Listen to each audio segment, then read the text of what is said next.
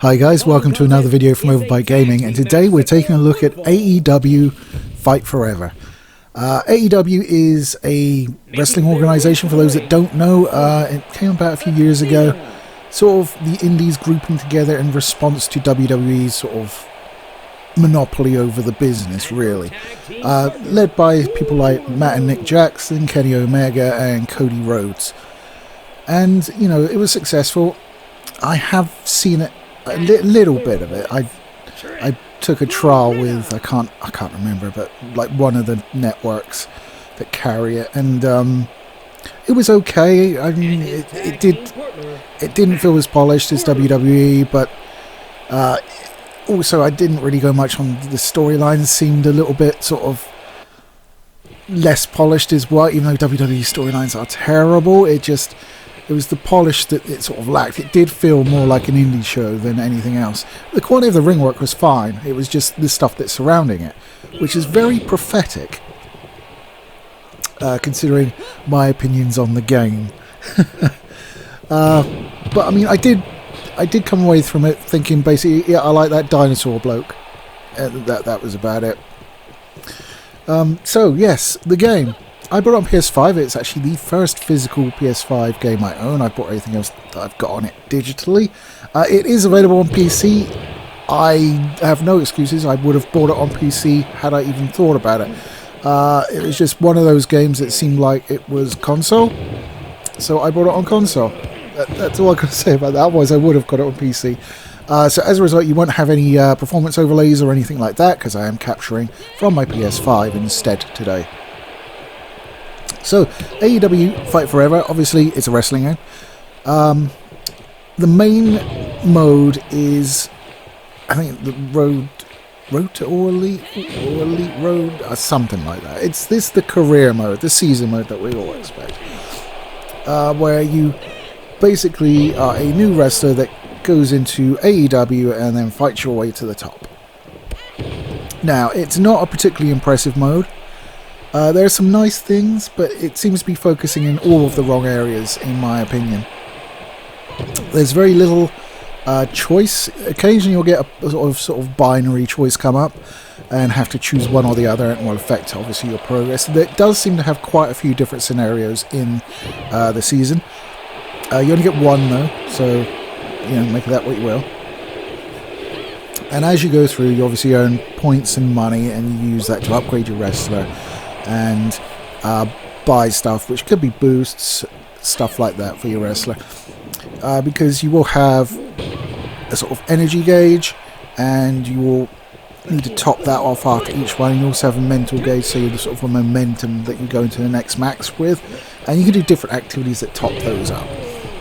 So if dining is a particular focus, it will restore 60% of your energy, and you'll go out and have a cutscene, sometimes with another wrestler, sometimes not, and then a picture of the food.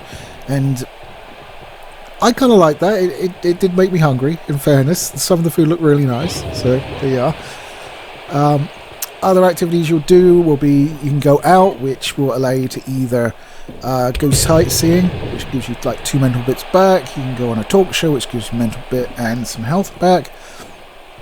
Stuff like that. I can't even remember the third one. I don't think I used it very often. Oh, it's the mini game. Sorry. Yes, the mini games. There are a lot of mini games, and you go and play them, and you get experience and money for winning it. Otherwise, you just sort of miss the go. You have 4 sort of activities you can do between matches, and the mini games themselves. The first one I got was literally an AEW trivia thing, and as I know virtually nothing about AEW, I was like, oh great, and I won it. I don't know why, or how, or if, or there, or whereabouts. No idea, but I did win it. And then, I mean, the one I recorded for the purposes of this video, you have these cards fly across the screen. You need to like be able to identify those. You have seen those cards and be able to identify like the general outline, because they move so fucking fast I couldn't even focus on them. I don't know whether that's because I'm old and shitey, or whether the game's just doing that to me. And it's asking me questions. It's like, what was the 6th card that went across? I'm like, There were 6 cars. I don't know which the 6th one was. I mean, I got the first one because I recognised it was Matt. I think it was Matt Hardy, and he was dressed in like a suit, and nobody else was. It was like a grey suit, so it stood out, and I was able to go, well, I saw a couple of those. Let's go with him. But yes, the minigames are pretty bare bones. I think someone was a fan of Mario Party in the developers. The developers, by the way, are Ukes, who had hands in the most excellent N64 series of games. First WCW and then, of course, WWF at the time, which are fantastic games, and this does heavily lean on it. So that's the career mode. As you go through, as I say, you're an XP, so you'll be able to upgrade your wrestler. The upgrades are kind of strange. You'll you can use it to unlock more finishers, and then the strength of the finishers, like you can have like finisher 1 be stronger than finisher 4, stuff like that. More signatures, same deal, and then your stats as well, and your overall sort of momentum increase, which is probably the most helpful one, because it means you get access to your signatures and your finishers more quickly. So you go through, it's not a particularly great career mode. I mean, you start off getting, I think as a man you get slung in a battle royale, and as a woman you get set into like a fatal 4-way match.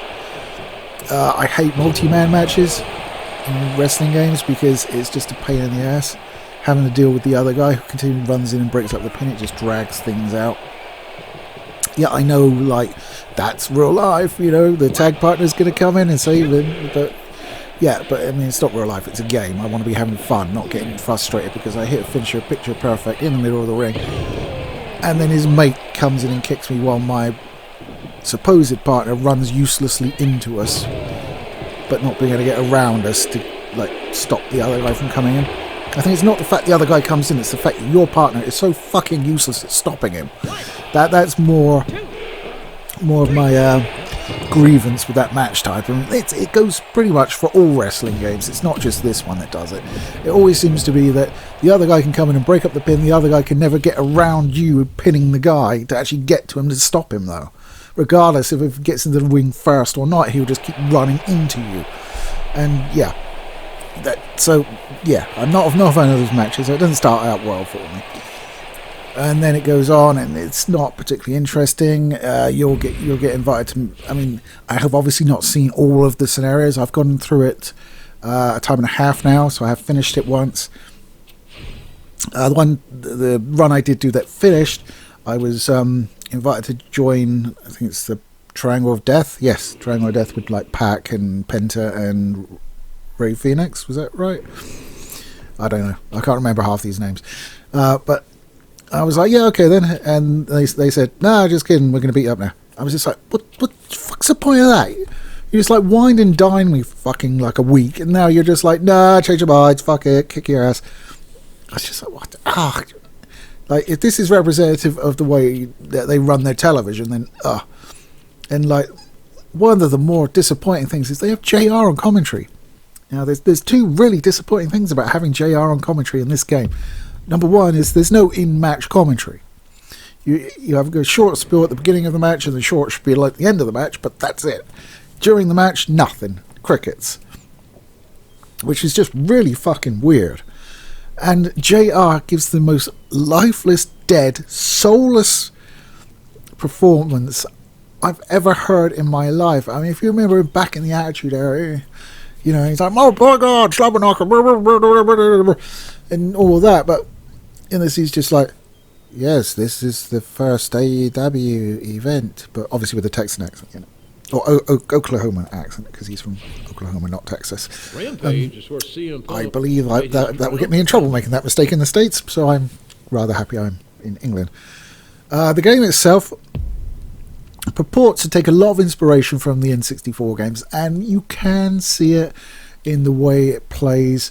I don't think it's as good as the N64 ones. It runs more fluidly, but there's just something about it that's just not as good for me personally. I don't know whether it's just member berries just working their magic in my brain, but it just doesn't seem as good. I don't think the collision detection is great in it either. I've had a number of instances where I've been trying to pick someone up and just stood there blocking, because it's the same button to pick up and to block. And you're just sort of throwing your chest out and going, and you're just like, just pick him up, fuck's sake. I'm pressing the button, you're right next to him, pick him up. So that's a bit annoying. The gameplay probably is the highlight of the game itself. You can do a lot.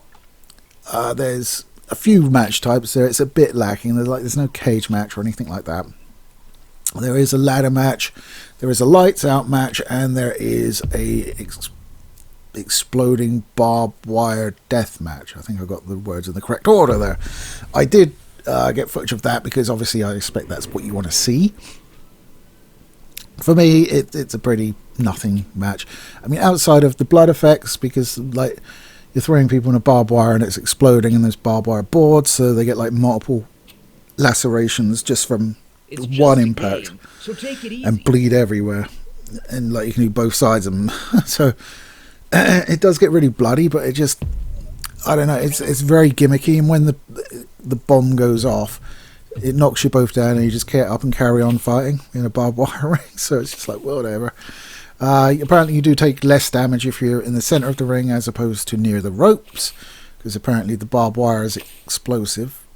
I'm not sure how that works either, but there you go. Obviously they have, pyro or whatever underneath it to set it off whenever a wrestler hits the ropes, and it obviously doesn't blow anybody up. It's just gimmicky. I don't like the fact that it replays the explosion like 5 times. I'm just like, yes, it doesn't look very good the first time. Can we just not dwell on it and get on with the match? It is one of those games where, I played initially at the lowest difficulty because I want to get a gauge for it, and it was the most boring fucking game in the history of the world. No lie. This is one of those games that you definitely need to play at like normal or higher difficulties for sure. If you play at lower difficulties, it's just boring. It's just literally come in, you do about 4 moves, you get your signature lit, you hit him with his signature, you cover him, you don't even need to do your finisher, and he's dead. And you're like, I won, yay! Which is boring, especially when you have like 30 matches in your season. It's ridiculous. They do introduce a mid-season match. Either Dark or Rampage. So you can do one of those matches a week just to boost your experience and get more at the cost of obviously your energy. So you have to manage that quite closely and make sure you've got enough for like the Dynamite match or pay-per-view match at the end of the week. Everything else in the game, apart from the gameplay, is AA at best. The graphics look decidedly last gen. Some of the animations are a bit janky. The character models mostly look derpy and not hugely like their real life counterparts, who they have taken the probably unwise decision of putting photos of their counterparts in the game, so it's quite obvious how bad the character models are. As I said, there's no commentary during the matches, and JR's commentary is terrible, what there is of it. I am pleased to see Justin Roberts still there after the harsh treatment he received at the hands of WWE, so it's nice to see him still working in the business. But yeah, that's kind of like not great. There's a lot of really weird decision making. Like there's no voiceover. Like there's just a lot of text during these seasons when you talk to other wrestlers. You pick a voice for your wrestler when you create them, if you're creating a wrestler, but that just results in what type of grunts you make in the ring. But you never actually really speak. You never get spoken to. The only thing you get is a snippet from Justin Roberts and the commentators when you get into the ring. That's about it. I do like the fact that you'll be in your hub and you're going out to see like sightsee, and there'll be a marker if there's like an important event going on there, so you go there. I like that system probably better than the WWE sort of social media system. Primarily because I just hate social media. I think it needs to die a death quite quickly. as it's exceptionally unsocial in my opinion, which is very ironic. Yes, I know. Outside of that, what else? Character creation is terrible. There's very limited options, and for some reason I couldn't not have just one name. It wanted me to have two names, and then it wanted me to have a nickname as well, and I was just like, dude, let me call what I fucking want to call them. God's sakes. Very little options. There are unlockables, which you can purchase. There doesn't appear to be any sort of real world money involved or any microtransactions, stuff like that. So that's good. It's just money that you earn during the course of the game, and you can spend it on unlockables. A lot of it seems the outfits available are like really primarily flag based, so like really sort of simplistic stuff. You can sort of design your own arena, but again it's quite limited, as is the entrance creation is quite limited. The move set is pretty good. It does have a lot of moves, including some snarkily titled ones, like the F5 is in it, but it's cleverly called diverticulitis. Obviously a nod to Brock's unfortunate tear in his gut. But yeah, it's just I paid 50 quid for this, and I'm just like, it feels like I should have maybe paid like 25, 30 most for it. And I hear a lot of videos out there, including the one that sort of persuaded me to buy it, but I won't mention any names because I don't want to blame them, because they love it. And you know, the fact that I'm not entirely in love with it and think it's a pretty mediocre game, I mean, it filled up a video, so there you go. That's something positive. I know a lot of people shit on it because a lot of people shit on AEW, and you have the other side that really love it and will stand for them no matter what. I was really sort of I didn't care either way. I think the current WWE content is pretty trash, and I wasn't that impressed with AEW when I saw it. So, I mean, my wrestling jam was sort of Attitude Era, more WCW than anything else. I do have a WWE Network subscription. I tend to watch the premium events they put out, but I never watch any of the weekly shows, primarily because it's a month behind, which is ridiculous. I know they have contracts, but Jesus Christ, I'm not going to watch it a month behind everything. Fuck off. But primarily I use that for watching documentaries in WCW. I'm working my way right the way through WCW at the moment, so I'm enjoying watching sort of that, which is more my era of wrestling, shall we say, than currently, which is just although I do like the in-ring product probably more from, if I was just to judge it on that from the two companies, I would say I would probably lean towards more AEW, because I think they're more innovative and there's a lot more sort of flippy shit, shall we say, in there, which, you know, is entertaining to watch. And even if, you know, it's not sort of well regarded by a lot of purists, but yes, AEW Fight Forever is definitely a mid-game, I'm afraid. The gameplay, with a few sort of niggles that I have with it, is generally acceptable, makes for a decent time in the ring. The rest that surrounds it is really needs much improvement, pretty much all of it. Also, there seems to be reference to characters I don't have access to, like Owen Hart's supposed to be in it. I can't seem to select or to buy. I mean, I think Brody Lee is in it. I can't see him to select or buy. I don't know whether I need to do something to unlock them, or I should have pre-ordered. But all I can see for the pre-order is Matt Hardy, who I really couldn't give a damn about, because I thought the whole broken Matt thing was one of the worst things I'd ever seen in the history of the world ever. Really did not like that at all, and I hated the sort of knock-on effect it had for theatrical matches. The only semi-decent one was the Undertaker's retirement match. Everything else, like the House of Horrors, it was just bullshit. I was just like, it's tough enough to suspend belief when you've got a zombie fighting a soccer mum, but you know, then to make it even more unbelievable with special effects and different camera angles and all sorts. I'm just like, nah, not for me. Absolutely not. Christ, I'm starting to sound like Jim Cornette. Anyway, guys, there you go. That's my opinion on Fight Forever. Mid. If you like AEW, no reason not to get it. You'll get off on the fact that you get to play as AEW wrestlers in AEW rings, and see some AEW video, like of Punk's return. Although, in fairness, for me, Punk I didn't give a shit about him after he got the hell beaten out of him in UFC, because wrestlers are generally quite tough, right? In the old days, if a wrestler went to a bar and got beaten in a fight, he'd probably get fired the next day to preserve the illusion that, wrestling is real and the guys that do it are fucking badass and shit like that. I know, like, half of that's gone nowadays, but, like, to go and get your ass kicked like that and then come back and, like, be pinning, like, 300-pound men, you're just like, fuck off, you can't do that. It just strains credulity even more for me. I like my wrestling to be, nice and tight and entertaining. I don't really sort of, like, want to sit there and just try and think that Phil Brooks can knock the hell out of, like, big boys.